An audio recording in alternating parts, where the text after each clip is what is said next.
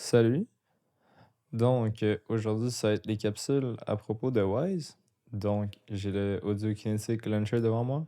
Je suis sur l'onglet Wise.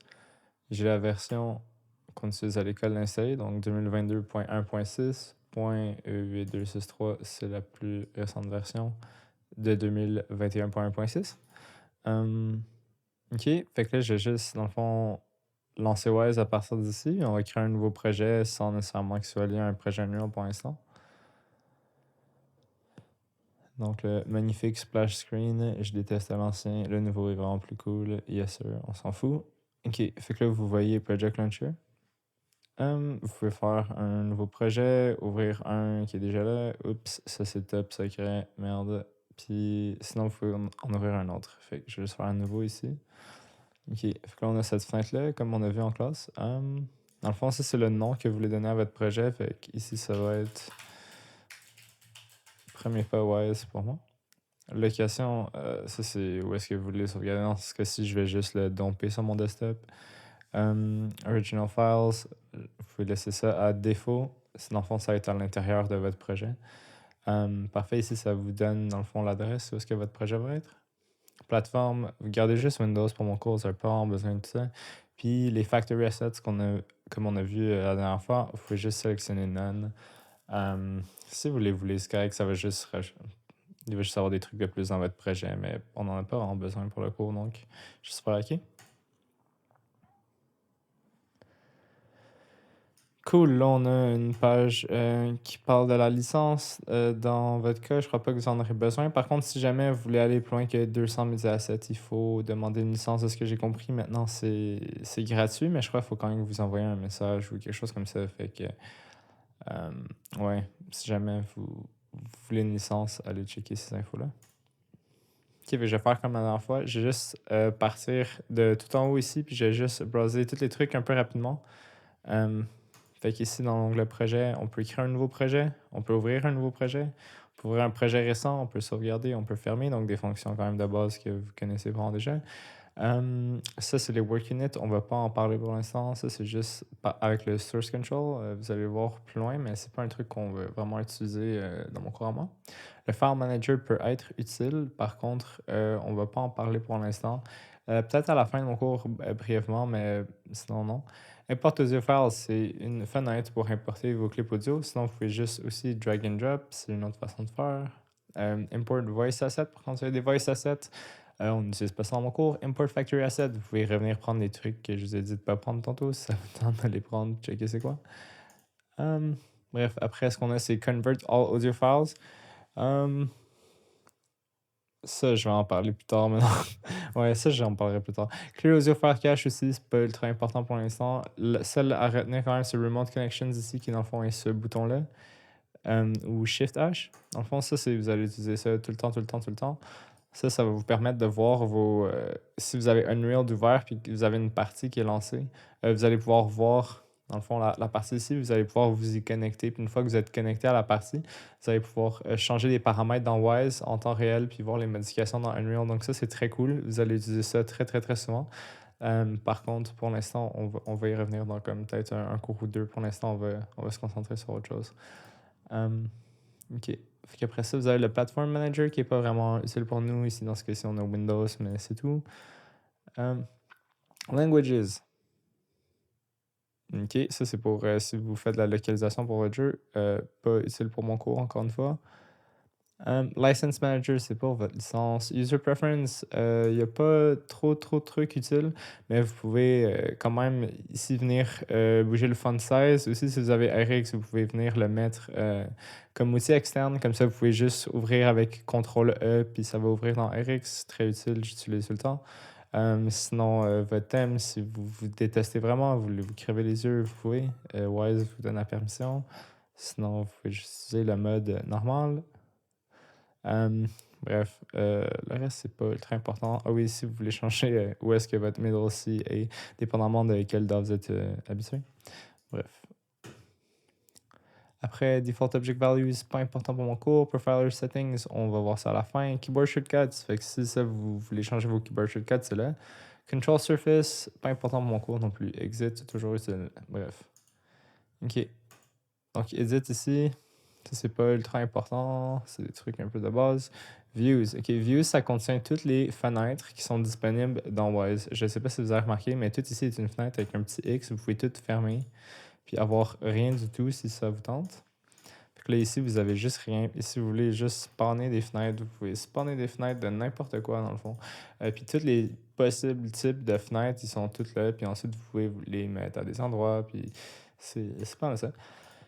Par contre, les layouts, c'est ce qu'on utilise le plus souvent, c'est différents, genre positionnement des différentes fenêtres pour différentes utilités. Des fois, le scaling est vraiment de la merde, comme ça vient ultra wide, mais bref. Donc, pour différentes utilités, il y a différents layouts. Celui dans lequel vous allez être le plus souvent, c'est F5, donc Designer, que là, j'ai ruiné tantôt. Donc, si jamais vous chiez un de vos layouts, vous pouvez faire Reset Factory Layout. Dans ce cas-ci, c'est juste le 5 que j'ai modifié, mais vous pourrez toutes les resetter si ça vous chante. There you go. Donc, le layout 5, F5, qui est le layout de designer, dans le fond. Vous allez être souvent ici. Sinon, d'autres layouts qui vont être utiles cette session-ci, F6 Profiler, on va utiliser ça for sure. Soundbank, pas vraiment. Mixer, pas vraiment non plus. Schematic, pas vraiment non plus. Audio Object Profiler, peut-être un tout petit peu. Voice Profiler, c'est très utile aussi. Puis Game Object Profiler aussi, c'est quand même utile. Fait que tout ce qui a Profiler dans le nom, vous allez utiliser quand vous voulez débugger des trucs ou quoi que ce soit. Donc, on va utiliser ça. Bref, Profiler, en parlant du loup. Bon, ça permet de... OK. Ça, on aura un cours dédié seulement au Profiler à m'amener, donc on checkera ça plus tard. Audio, ça c'est pour vos settings audio dans Wise. Yep. Main Mix Channel Configuration, dans ce cas-ci, moi je suis sur Headphone, so c'est détecté Headphone, c'est correct, mais ça vous pourrez changer, on verra ça un peu plus tard. Mais pour l'instant, touchez-y pas. Sinon, le reste, on n'a pas trop besoin de ça. Donc, OK. On va commencer par parler de la fenêtre que vous allez être le plus souvent dedans, dans le fond, qui est le Project Explorer. So, si vous êtes au Layout Designer, c'est ce qu'il devrait avoir à gauche. Le Project Explorer, c'est ce qui vous permet de voir tout ce qu'il y a dans votre projet. Donc, il y a plusieurs types de assets ou comme d'objets ou de ressources dans votre projet Wise. Ça vous permet un peu de voir une grande vue de tout. Donc, dans le Project Explorer, il y a le tab audio dans lequel on retrouve ces 4 catégories-là, qui sont les audio devices, le master mixer hierarchy, le actor mixer hierarchy, puis le interactive music hierarchy. Vous allez être souvent dans mon cours dans le actor mixer hierarchy, puis c'est mostly dans ça qu'on va travailler. Il y a un autre tab ici qui s'appelle le tab des events. Donc, dynamique dialogue, on va pas vraiment toucher à ça, mais les events ici, ça c'est ultra important. On va toucher à ça tout le temps. Dans le fond, un event, c'est un peu un coup de téléphone qu'on crée que Unreal peut faire à Wise. Puis quand Unreal va appeler l'event Wise va faire tous les trucs qu'on lui dit de faire dedans. Donc, on va pouvoir glisser des fonctions à l'intérieur de l'event. Puis un event, lorsqu'il se fait appeler, il va effectuer toutes les fonctions qu'on met à l'intérieur. Donc, bref, on va souvent utiliser des events. Soundbanks, ça, c'est pas utile pour l'instant. À vrai dire, si vous avez coché dans les project settings ici, je viens de remarquer que j'ai skippé ça tantôt. C'est un peu un des plus importants, ça je vais revenir. Mais dans Soundbanks, normalement, vous devriez cocher Enable Auto-Define Soundbanks. À vrai dire, vous devriez pas mal tout cocher, sauf les trucs de Source Control. Vous devriez être correct et pas avoir de problème si vous faites ça, pour être honnête. Faites juste faire OK. Ah ouais. Dans le fond, tantôt, j'avais skippé rapidement les project settings.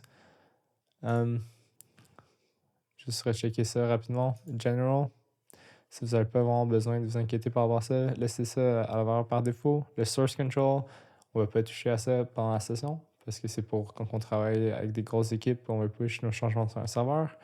Les original audio files, ça c'est les fichiers originaux que vous importez dans Wise. Ils vont être storés dans le originals folder, qui est un folder dans votre projet Wise, qui va contenir une copie de ces clips-là. So, n'ayez pas crainte, si vous importez de quoi, Wise ne va pas vous le voler de votre ordi, puis le couper, puis le coller quelque part d'autre. Il va juste le copier et le coller, donc il ne va pas détruire le fichier. C'est pas destructif. Sinon, ça, vous pouvez laisser ça comme ça aussi. Ça, c'est des préférences qui peuvent être utiles plus tard, mais ouais, ici, vous pouvez changer la couleur de votre projet. Donc, si ça vous tente, c'est vraiment... c'est pas très utile, mais bon. Source settings, on va pas vraiment toucher à ça. Soundbanks, comme on a vu, il faut juste cliquer, être sûr que ça ici, c'est coché. Puis le reste aussi, c'est possible. Les logs. Les logs, dans le fond, c'est les messages d'avertissement dans Unreal qui sont envoyés par Wise. So, si jamais il y a certaines catégories que vous ne voulez pas voir ou que vous voulez voir plus de messages, vous pouvez venir ici configurer quel genre de message vous voulez plus savoir. Instruction, occlusion, on va voir ça à la fin de la session quand on va parler de spatial audio. Custom Properties, on touche pas vraiment. Network, on touche pas vraiment. External Sources, on touche pas vraiment. Donc, c'était pas mal ça pour les Project Settings. Désolé d'avoir skippé tantôt, dans le fond. On va revenir ici. On a le tab des Game Syncs qui est très utile. Les Game Syncs, ça va être nos paramètres qui vont permettre de modifier des trucs dans Wise, dans Unreal en temps réel, dans le fond. Fait qu'on, soit avec des trucs on-off, des sortes de switch, qui ont plusieurs valeurs possibles, ou des valeurs continues, donc un float qui va nous permettre de moduler certains trucs comme volume ou un filtre ou plein d'effets de façon continue, dans le fond, puis pas discrète. Share set, c'est vos presets pas mal. Donc, preset d'effets, preset d'atténuation, preset de setting de conversion, preset de modulateur, c'est comme vos LFO, vos trucs comme ça. Virtual Acoustics, c'est pour Wise Reflect qu'on va pas vraiment toucher. Sinon, il y a le metadata ici qu'on va pas vraiment toucher non plus. Session. Il y a un truc important ici, puis c'est les Soundcaster Sessions. Dans le fond, vous allez devoir faire une Soundcaster Session pour votre première TP. C'est vraiment très simple. Une fois que vous allez avoir des events, il va juste falloir comme glisser vos events dans le Soundcaster Session. C'est juste une menu fenêtre qui vous permet de lancer plein d'events à la fois, puis pas juste avoir à switcher tout le temps. Donc, utile. Mixing Sessions, on va pas utiliser ça dans mon cours. Control Surface Session non plus. Puis Queries, vous pouvez complètement ignorer ça aussi. C'est pas important pour mon cours, vraiment, pour l'instant. Donc, on va revenir ici, audio, dans le Actor Mixer Hierarchy. Je commençais à expliquer un peu tous les types d'objets ici ou de containers qu'on peut utiliser. Mais avant ça, je veux juste parler d'une autre fenêtre qui est tout aussi importante que le Project Explorer, et c'est le Contextual Help.